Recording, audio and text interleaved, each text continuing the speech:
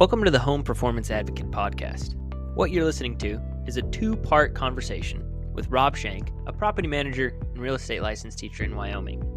If you haven't listened to that first episode, please go back and do so you won't be confused moving forward. In the second episode, we're going to cover the benefits and tips of home performance as it relates to property management. So please enjoy the second part of our conversation with Rob Shank.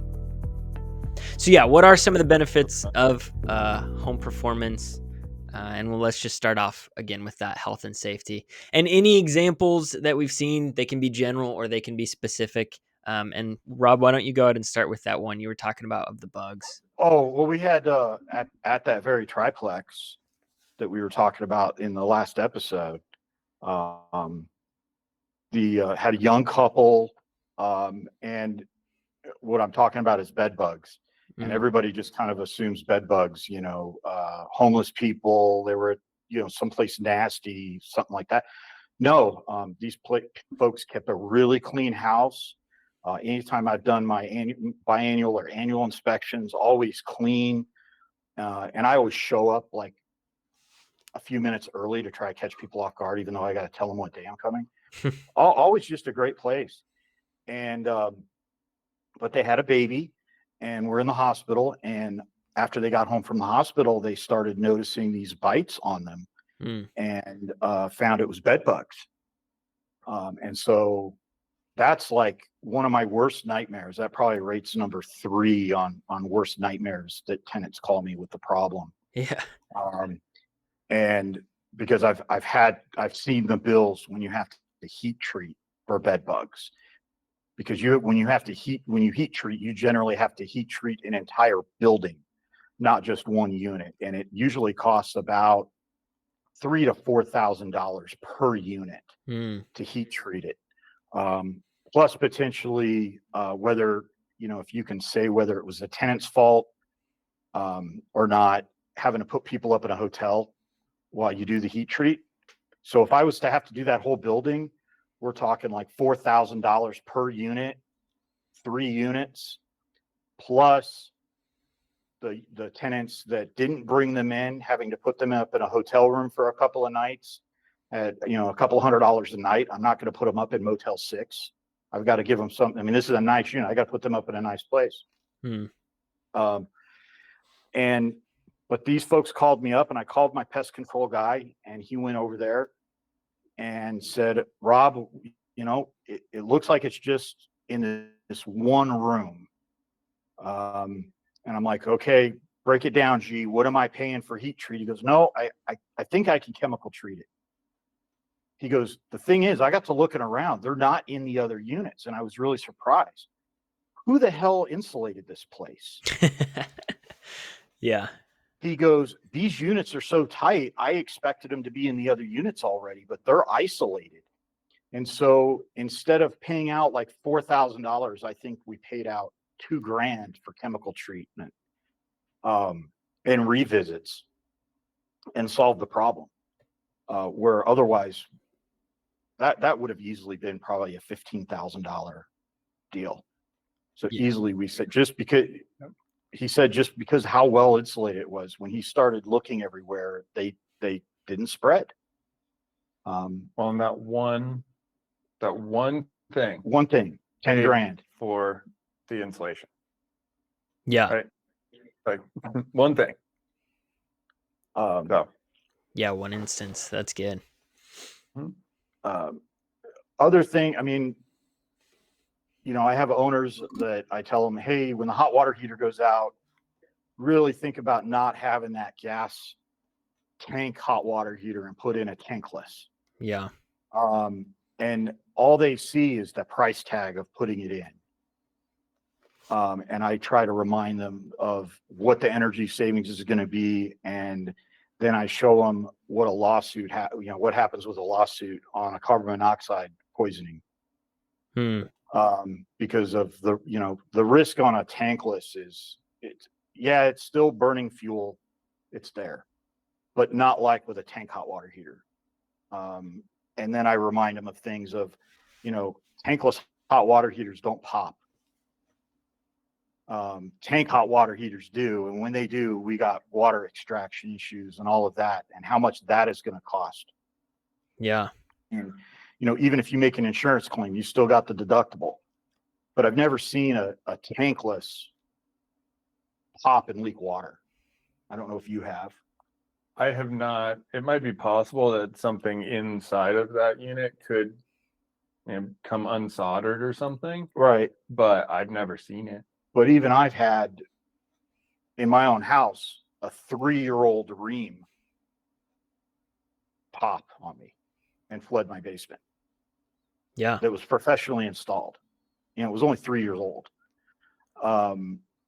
There's just that risk with right. A tank. One of my biggest worry is that being a property manager is getting the call that there's a fire, or getting the call that there's been carbon monoxide poisoning and somebody's died. And so I tell the owners that when they have a tank hot water heater, or they have that old furnace, and say, have you really thought about upgrading this to something different? And this is why. Look, and try to explain to them the benefits of that, of not only what the bill is going to be, but somebody's life, because we're going with this old technology that's riskier than the newer stuff. Well, and as we I think this is really important, because as you make a building more efficient, you add insulation, you make it more airtight. Right now, these category 1 water heaters, the natural draft, tanked water heaters, all of a sudden now they can backdraft very easily into the house, and then you can get the carbon monoxide, and you can get all these other potential health hazards, right? Life safety issues. And so if we're going to make these efficient, that's something that people have to think about, is that you don't want to make something very efficient and then kill somebody, right? Obviously not. Yeah. So the water heaters are the weakest link as far as carbon monoxide, generally speaking. Stoves, if they're used for heating, don't ever do that. I've seen it before. Yeah. I've seen it recently. Stoves, those are probably the weakest link. But for the water heater furnace, that water heater can definitely bring carbon monoxide back into your house very easily when you have a tighter assembly. So right. So is that somewhat of an automatic thing when you're improving a unit for air sealing and insulation? Do you automatically change the water heater? Is that like, we have to do this, or are there instances where you maybe don't quite yet? When would you change the water heater, I guess? When's the best time to do so? That's a great question. And I think it really depends on, every single building's a little bit different, right? A lot of times we've gone into buildings and it just makes sense because the previous owner had an old hot water heater, or 3 in a row. Sometimes we see that, right? And so it needs to be changed anyway. So we just do that first, then we never have to think about it. Right. So that's easy. But if you are going and maybe you're doing it unit by unit, like the 11 unit building, right? It for a long time had a tank natural draft water heater, and we didn't replace it because when the building was bought, it was a year old, right? So we were doing everything else, and the building itself was leaky enough that we just started at the farthest unit, right, and then just worked our way back towards that water heater essentially. And we always watched it as we finished projects and stuff like that. I tested it so that we knew it wasn't backdrafting. Right. And granted, I have that knowledge and ability and the tools and stuff like that, which a lot of people wouldn't have. But we did test it, and a lot of people will actually put a hole in that building right next to the water, or right by the water heater, right? So basically, just a open hole so that unit has enough air. Yeah, combustion makeup air pipe. You got it. So common. And yeah. Yep. And then once you're finished with that building, you no longer want that 10, 12-inch hole, Right. right? So you get rid of that with the water heater Yeah. Yeah, for sure. if you want to do it, kind of last. Yeah. Yeah, depending on that building. That's good. Mm. I do want to talk about like you're saying, you have those skills. Rob, you're connected with Parker. You kind of have this good like dynamic. Um, what if you don't?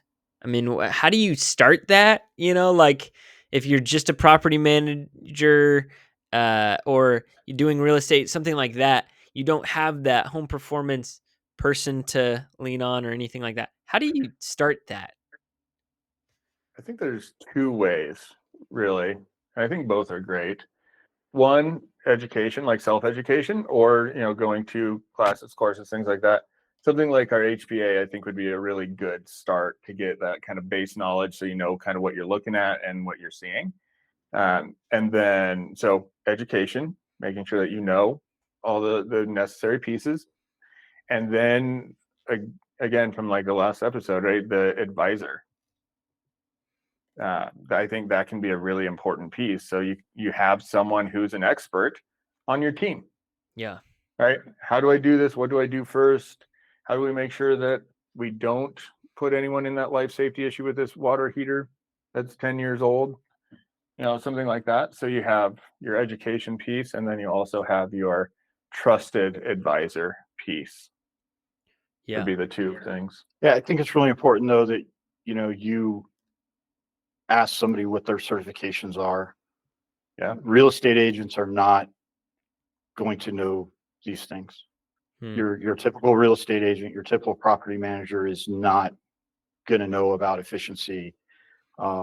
Your sales agent, when you're buying a house, just wants to sell you a house. They want to get the deal done. I mean, we have in the multiple listing service, there is a section in there that they've put for green features on a home and energy efficiency and everything. So they'll know if it has some things, but they're not going to know anything about R values. They're not going to know anything about the percentage of savings you can have from having a tankless versus a standard tank hot water heater, or an efficient, 96% efficient furnace versus the standard. They're really not going to know. They're just going to know what the owner has told them they've done to the house. So I think it's really important that they get with somebody that actually does this for a living and can advise them. I don't claim to be an expert. I mean, I think I know more than most. But that's been because I've been working with Parker, and then, he'll mention something to me and I'll think about it later and get on Google and start reading, and then shoot him an email and go, hey, I read this. Is this correct? Because I don't trust anything I read on the internet. It just gives you a starting point. Yeah. Yep. Um, you know, and I've even found that, I was looking up recently, mini splits. There's all different brands and different efficiencies on them. And on tankless hot water heaters, which ones are better than others, and which ones have different technology. Now I can call my plumber and he can do the install, but I found that even they don't really understand. I mean, they know how to install it, but they don't really understand what the benefits are versus um, having other systems, what the potential savings are, or what's the best way to do it. I've even seen that with, we had a conversation one day about a furnace where they installed my furnace, but they didn't vent the air intake outside. Yep. And I asked the furnace guy that installed it, say, hey, I noticed that these other places, there's 2 PVC pipes that come out. Mine only has 1, which is the exhaust. Yeah. And you explained it to me, and I fully still don't understand why it's not supposed to be that way. But having to do with the air draft is not good with radon, I think you told me. It can potentially increase radon. Yeah, so basically it puts a negative pressure on your house, right? So if you do have that natural draft water heater, I've seen that actually backdraft a natural draft water heater. And it will just put a negative pressure in that space. And so that can increase radon because it's helping pull that into your house. It's also recommended to do it by like the manufacturers and things, right? Is to actually do that. It's just not necessarily in every code. So they don't have to do it, right? But it can be very detrimental to your system, to your house, and to your health. Yeah. Yeah, and that's great. You just like pointing that out, saying, "Wait, there's usually two. I'm missing one. Why is that the case?" So that's good. Well, when I asked the question, he's like, "Oh yeah, you don't have to have that. It's not going to hurt the function. It's fine."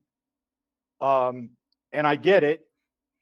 I've seen the tankless hot water heaters where if you don't have a cover over the intake, you end up with moths in them, and it messes it up, and they got to take it apart and clean it out. And I think he was thinking, okay, this way you won't get any bugs in there, because we don't have that pipe going to the outside.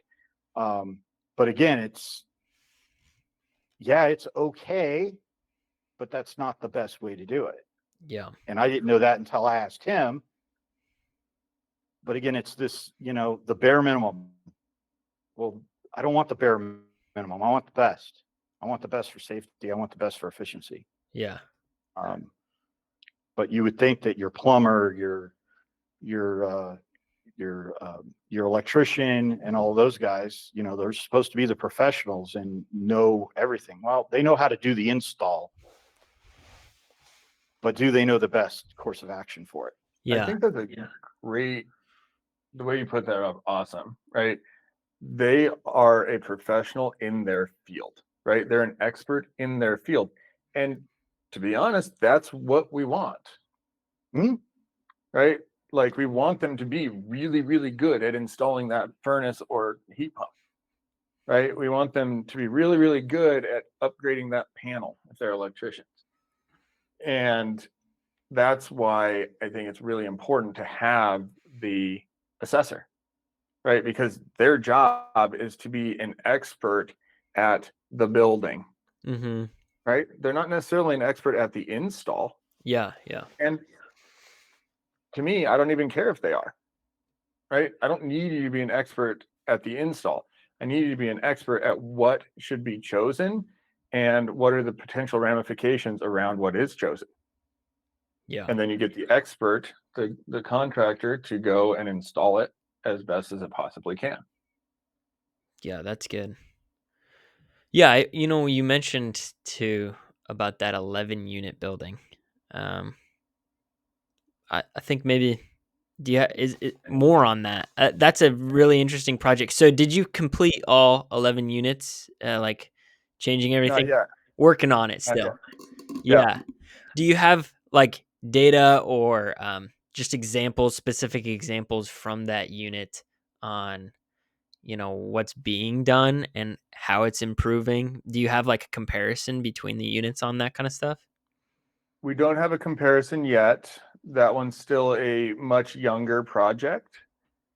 So we have multiple pieces that are going on now, right? Some of these are completely demoed. So they're at the stage where they're ready to start their journey. And then there's a couple of them that have most of what they need.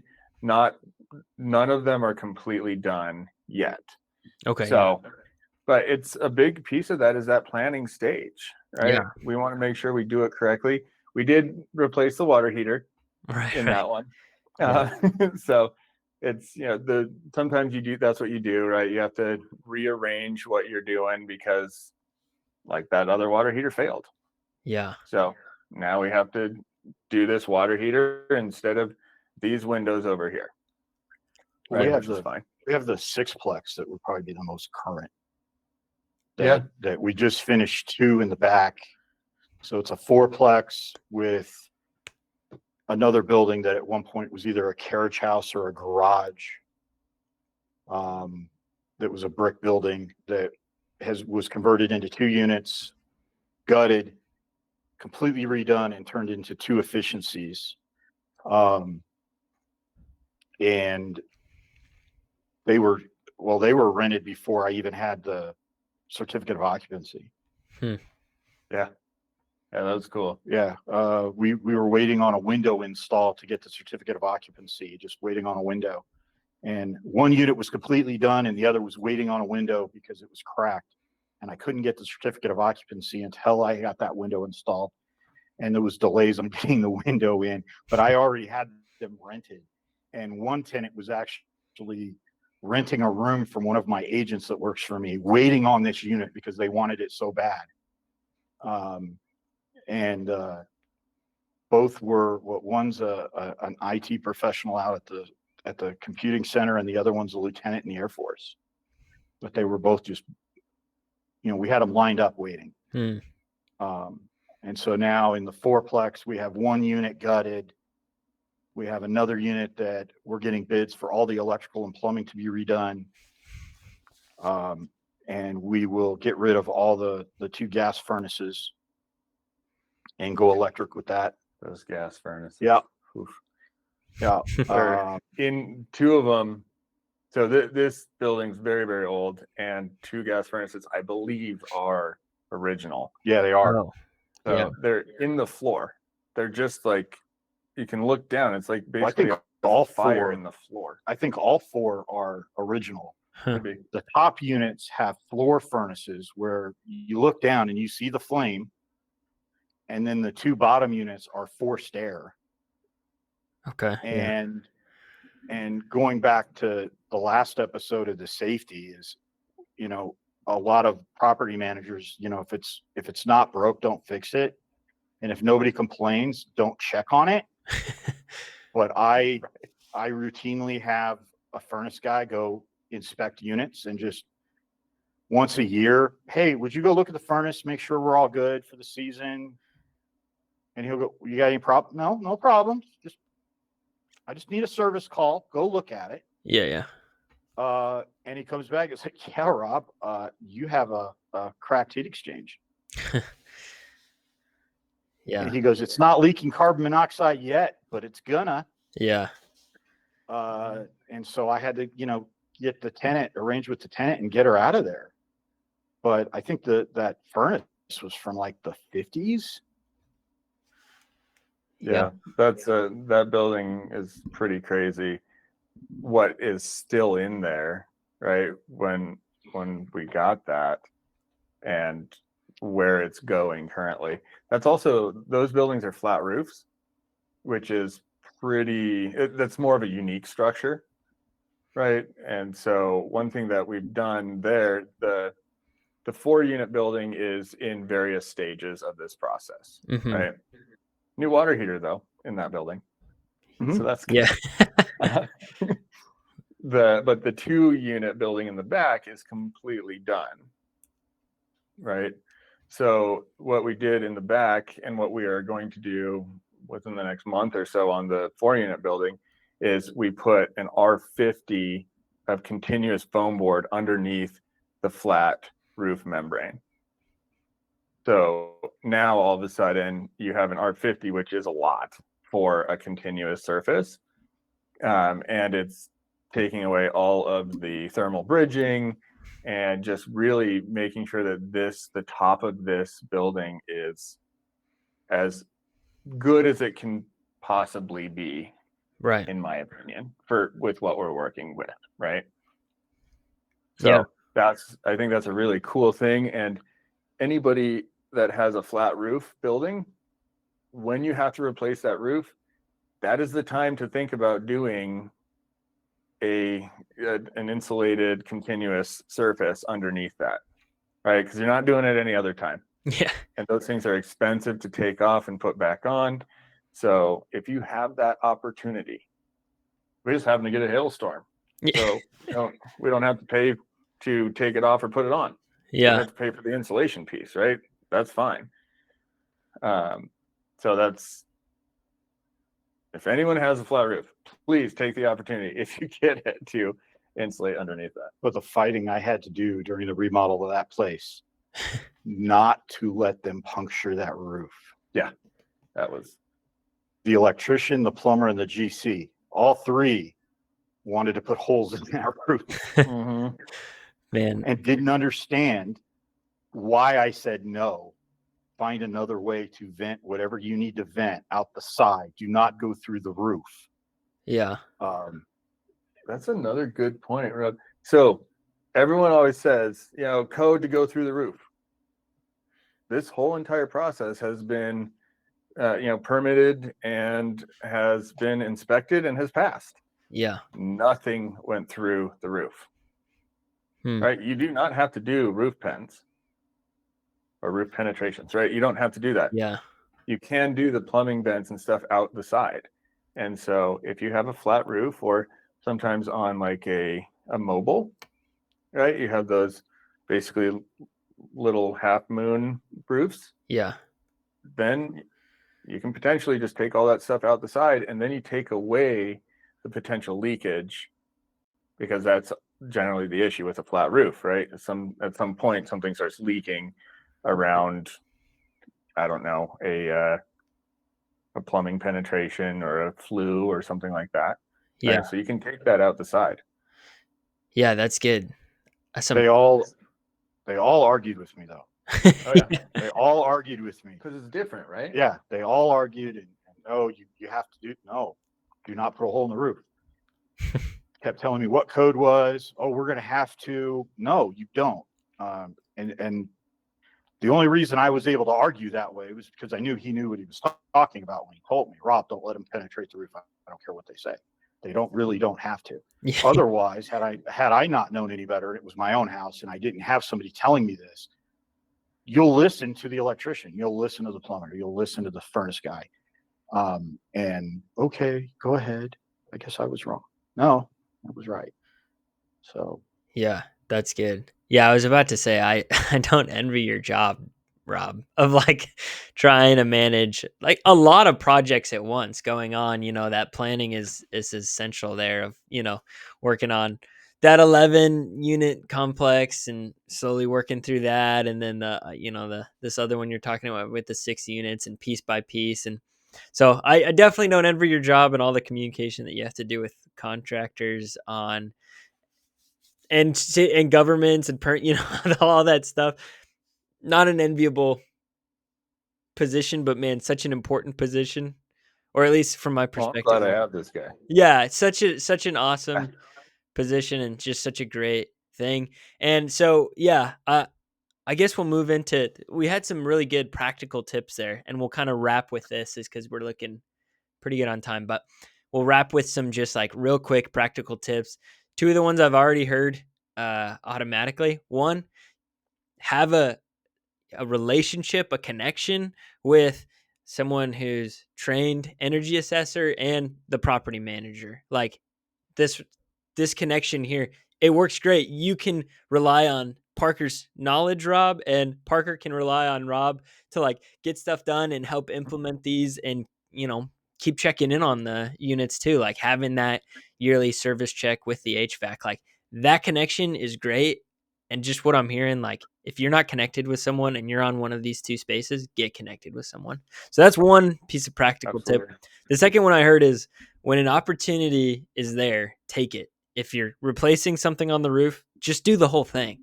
If you're replacing a water heater, do it the right way. If you're doing some kind of insulation or a unit's vacant for a time and you have to remodel something in it anyway, like there's a crazy hole in the wall or something, just fix it the right way. And then you can do it progressively over time and it will solve these problems. So yeah, get connected.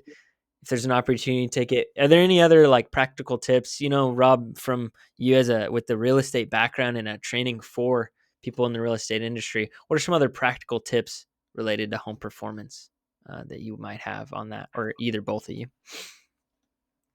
I think just really an ounce of prevention. You know, all of these things need to be serviced on a regular basis, and owners don't realize it. I have a client that, $650,000 house that they're using as a rental, which I don't recommend, but, and when the tenants had been in, it had tenants in there for 4 years since they bought it. And so when I went to do the move out walkthrough, I saw it had a tankless hot water heater. had a high efficiency furnace, and I called the owner and said, "Hey, when's the last time you had the tankless serviced?" And they said, "Oh, we're supposed to do that?" Mm.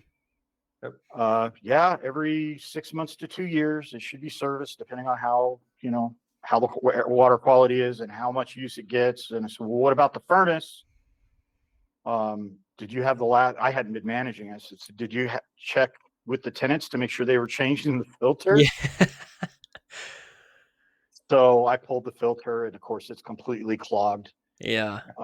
Here you have this huge investment, but you're not taking the proper steps to make sure it's protected. Yeah, that's So good. my biggest thing is just making sure you're checking on the property as an owner. You can buy the latest and greatest hot water heater, but if you're not servicing it, and it doesn't matter if you own a rental property, it's your own house. Even the old tank water heaters, you're supposed to drain them out occasionally and get the sediment out, and it'll make them last longer. So I think really just preventative things that you're supposed to do make a huge difference. Yeah. Making sure dryer vents are cleaned out once in a while. Yeah, that's How many times I've had the tenant call and say, "Yeah, the dryer's not drying." Well, it's because the vent's clogged. It hasn't been cleaned out. I mean, all of these things. Well, that's a ton of fires around the country Yeah, happen because of dryer vents not being cleaned out. yeah. Right? People are uncomfortable. They crank up the thermostat or whatever because the filter's dirty, and the furnace can't actually, or heat pump can't actually get any air through. Right? So then they're uncomfortable. Same with even mini splits. Right? They have a filter, and as a little bit of an experiment, we waited too long to change the filter on that, and it was incredible the amount of airflow that even these are like little tiny filters Mm. that stopped, right? So all of a sudden the whole room was being cooled instead of just right next to the little wall unit, Yeah.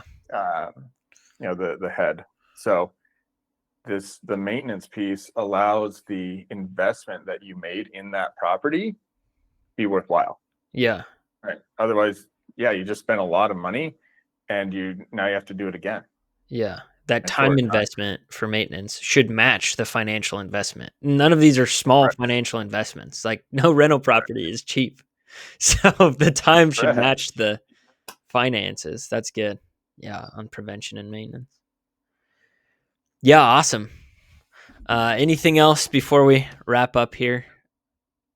I would just say that with every ounce of me, I think that doing this, the insulation, air sealing, making sure that these are super efficient, making sure the air inside of these things with maybe an ERV or whatnot, all of this is so worth it for so many reasons, Mm-hmm. right?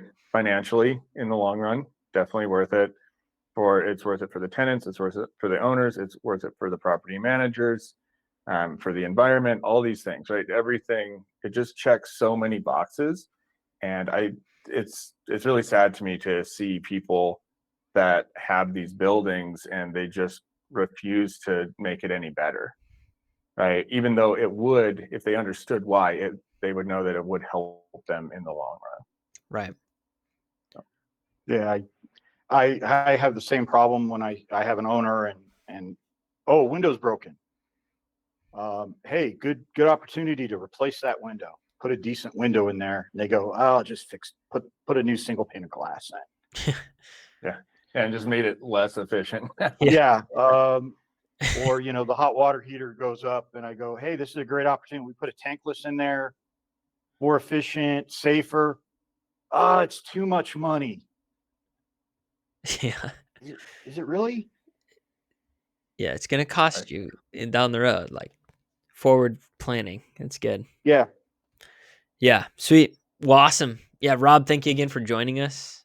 Yeah, you're welcome. It was Thanks great for having having me. you on. And I think those are really valuable, good discussions and just such practical stuff that maybe isn't super big or well known in the real estate industry. So having this bridge, having you as that bridge, Rob, is super helpful. And and awesome. So yeah, thank you again for joining us, and we'll maybe hopefully have you on again in the future. Sounds great. Alrighty. Well, that'll cut it for these episodes. If you want to find more information about the real estate training that you do, Rob, I think maybe I can post that potentially in like some show notes or something as well if you Yeah, want. it's real easy. It's just wirealestateschool.com. Okay, sweet. Yeah, that's awesome. wirealestateschool.com, and we'll post some information in show notes and stuff like that. So thank you for joining us, and we'll meet you next time on some more home performance advocating. I don't know what the plural of that is. Anyway. Yeah.